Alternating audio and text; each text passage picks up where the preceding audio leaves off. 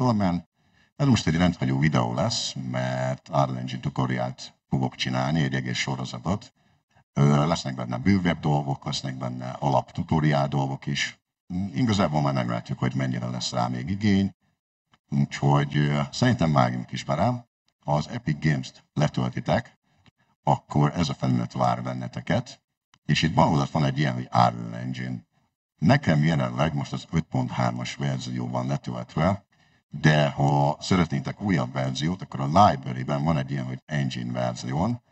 A minél magasabb számmal rendelkező engine verzió, ugye a legújabb verzió. Én azt azért nem ajánlom még jelenleg, mert nagyon kevés asset kompatibilis vele. Úgyhogy jelenleg az 5.3-at használom, teljesen elégedett vagyok vele, de ez igazából egyén függő. Szóval egy jobb oldalt elindítsuk az Unreal Engine 5.3-at, mert én azt használok.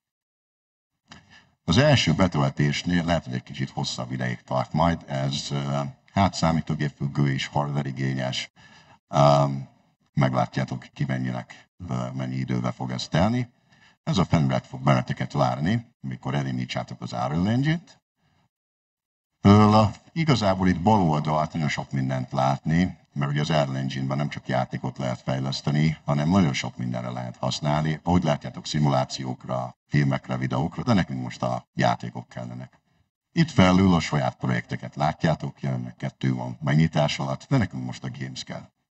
Ezen belül láttok különböző templéteket, amiket tudtok használni. Nagyon sok minden bele van már implementálva alapból, mint animációk és nagyon sok minden.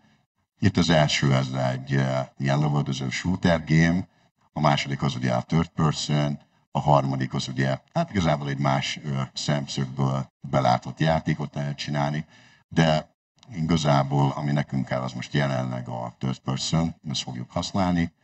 Kétféleképpen lehet játékot fejleszteni, lehet Blueprintben és lehet C++-ban. Jelenleg a Blueprintet fogjuk használni, mert szerintem abban könnyebb és gyorsabb is játékot fejleszteni, illetve nem annyira bonyolult.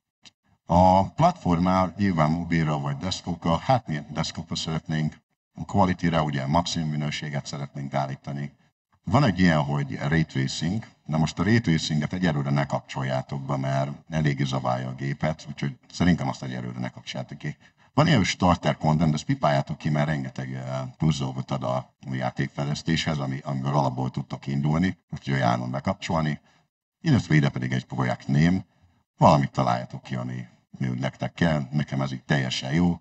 Nem lehet ékezeteket írni, illetve nem, hogy csak ékezetet, még szóközt sem enged. Látjátok, pirosan írja, hogy nem engedi a szóközt. Ha szeretnétek szóközt használni, akkor alsó vonalat nyomjatok, és akkor utána tudtok írni. Nyilván nem lehet végtelenség hosszú se. Szóval akkor create, és akkor már is csinálja nekünk a projektet.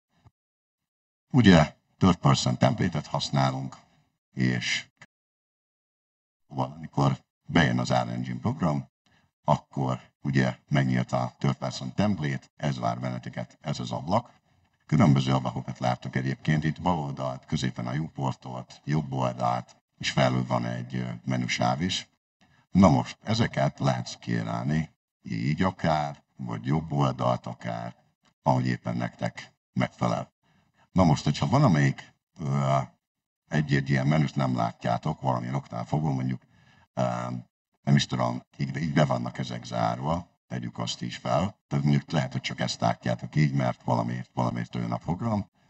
Akkor tudjátok azt csinálni, hogy van itt a Windows menü, és ezen belül megnyitjátok például a Details-t, azon belül a Details 1-et, már is jobb oldalt van egy Details-ünk, megnyitjátok a Windows-t, megnyitjátok a Word Partition, a Data Layer, megnyitjátok a Windows,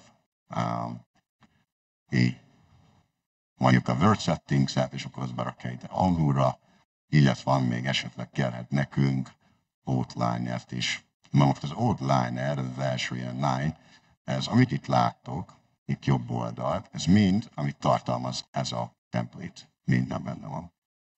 Igazából harnyunk sorrendben, felül akkor van itt a menüsáv.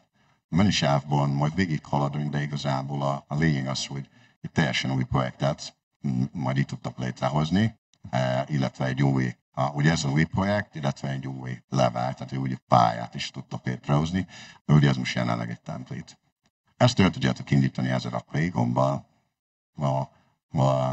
egérnek a jobb egér gombjával tudtak forogni, mármint a nézeten kívül így, de hogy herimbítjátok, akkor alapjáraton tudtok nézni a AF karakterrel, illetve a WASD-vel pedig tudtok menni, space-szel ugrani. Ez egy ilyen alap template, semmi eszre nincs benne.